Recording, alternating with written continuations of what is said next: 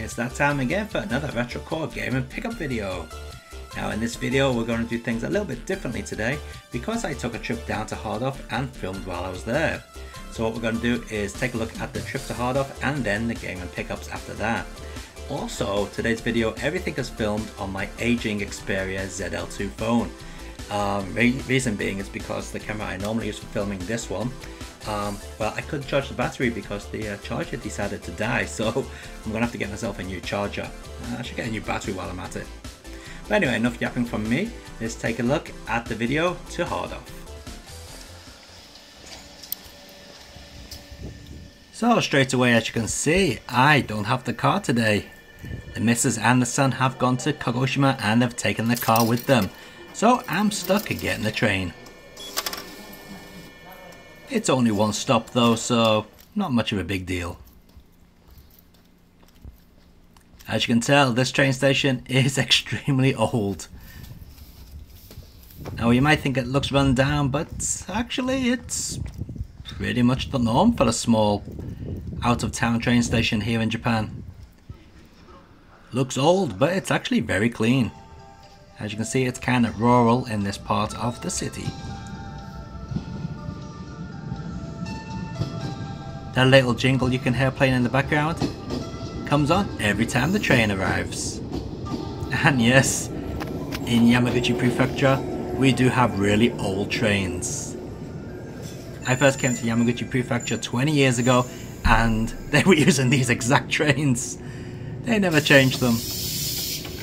But as you can see inside, very clean, so why change them? They work and they're clean.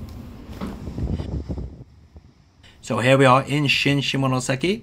This is where the Hardhauf is. Again, kind of rural in this back end part of the city here. And Hardhauf is way over there in the distance, all the way down this road, so I better get walking. And here we are, we're finally here at Hardhauf.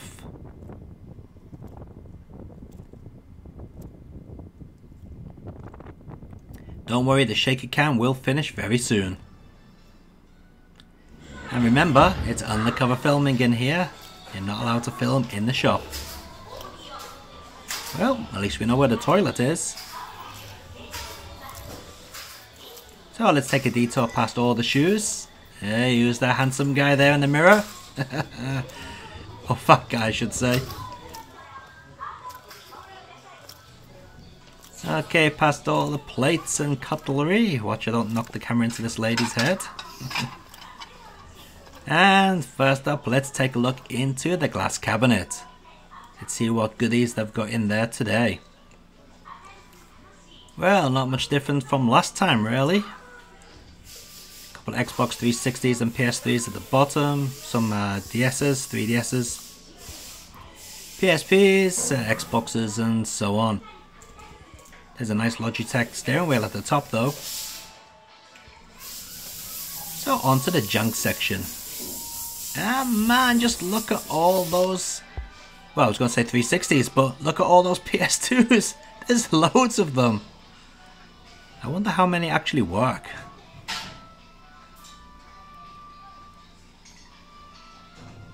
And taking a look in the junk bins for the cartridges, you can see it's pretty much the same as always.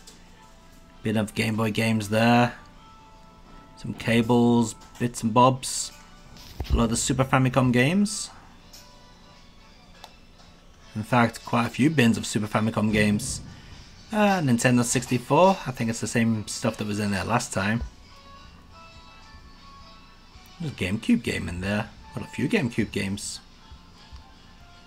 And some Famicom cartridges mixed up with N64 there.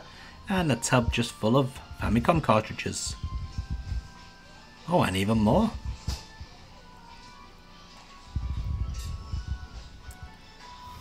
Now, I noticed this really weird PlayStation joypad by ASCII. It's incredibly cheap, believe it or not. Feels horrible. And what's this? Don't see many of these in the wild. This is a Dreamcast Budo Budo pack. I think in English it's called a Rumble pack. No idea, I've never seen an English version, but I'm pretty sure it's just called a Rumble pack. And typical, oh, there's a D-sub cable there. SD terminal cable. I might pick that up. How much is it? Let's have a look. 500 yen? No way. Okay, and taking a look on the junk hardware shelves, there's not much to be picking this time around. A couple of clone hardwares, 2 Super Famicoms, and some Wii junk, and that's about it. But what I really came to look at today was the so-called junk disc section. As you can see, we've got a load of PSP titles here.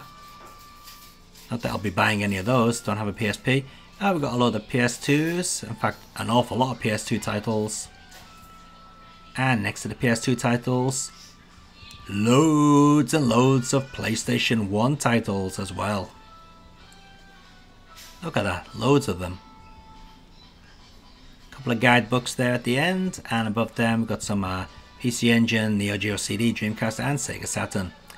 Now all the games in this disc junk section are basically 200 yen. As you can see there, 200 yen, 200 yen, let's see, Ace Combat 3, 200 yen, oh, Dragon Quest 300 yen for some reason, Valkyrie Profile, 200 yen. So yeah, most of them are 200 yen. We'll come back to this later at the end of the video to see what I picked up. So let's take a look around the other sections while we're here. What the hell is that? Looks like a lot of tweeters stuck together. Weird. And anyone in the market for the DVD player? Well, you've got quite a choice there. Actually, some high-end models there. And here we got the mini comp stereo system section. Complete with speakers and everything. A couple of guitars there. Couple of amps, some nice amps, and a section which I keep meaning to look in but I never do, the camera lenses. I really gotta pick up some lenses. Over to the left we got some modems and stuff like that, general junk, and some keyboards. And more amps at the far end. Talking of the keyboards, I found these, 2 Yamaha DX7s. Now this one you're looking at here is only 3,000 yen, but the top end of the keyboard looks a bit knackered. But the one above it is 5,000 yen, and that looks to be in pristine condition. Might pick that up myself once you get the car. Okay, so let's take a look at the non-junk section. These are the games which are not meant to be junk. These are kind of expensive, usually over 1,000 yen, up to 5,000 yen each. Got PlayStation 4, sorry, PlayStation 2 there, some Wii U. Next to that we got the PSP, PSP Vita.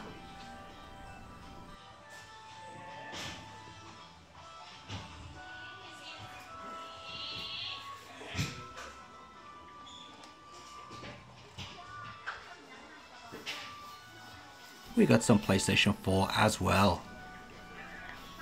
And next to that, PlayStation 2, I guess that is, or is that PlayStation 3? Can't really tell. And we got some DS stuff and 3DS as well.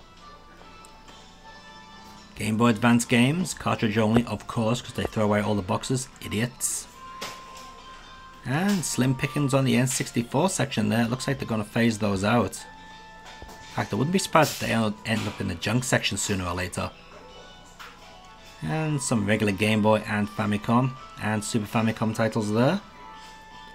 Yeah, no boxes, so I'm not buying any of it. Famicom stuff and more Super Famicom underneath that. GameCube up there on the top shelf.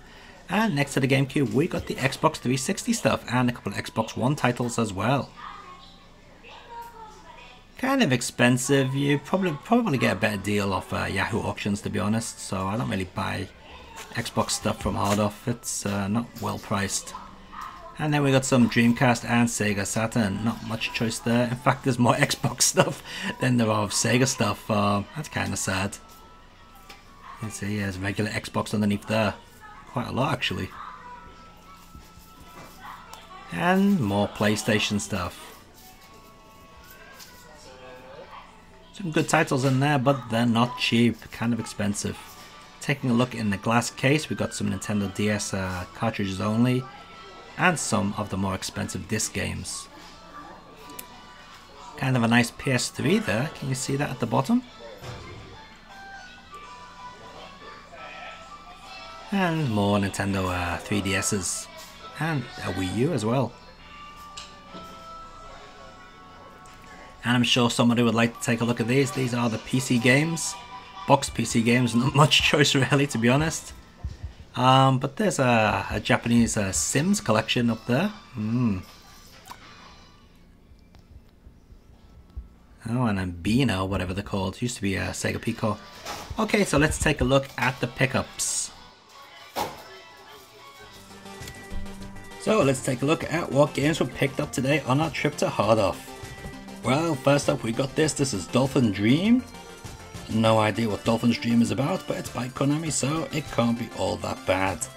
Now, I'm not going to talk about these games or show any footage because they're all going to be featured in an upcoming RetroCourse special. So don't worry about that, you will get to know about them sooner or later. So Dolphin's Dream there, and also we got Battle Arena Toshinden 2 Plus. What's so plus about it? Well, I don't know, but it's got some extras over the original version. I'm not too happy with it being the PlayStation Best release, but that's the only way you can get the Plus version. And yes, I am aware Battle Arena Toshinden 2 is a bit on the crappy side, but you know, very cheap price. In fact, all these games cost the exact same price. Okay, next up we have this one. This is a Brave Fencer Mushi Shinden.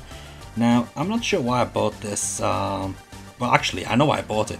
I bought it just because of the case, because you know it's not cracked and it's in pretty nice condition. But as a game, it's kind of something I wouldn't really enjoy playing, I don't think. But you never know, I'll give it a try, see what it's like. Okay. Next up we got Pop'n Music Anime Melody. Okay, you all know Pop'n Music.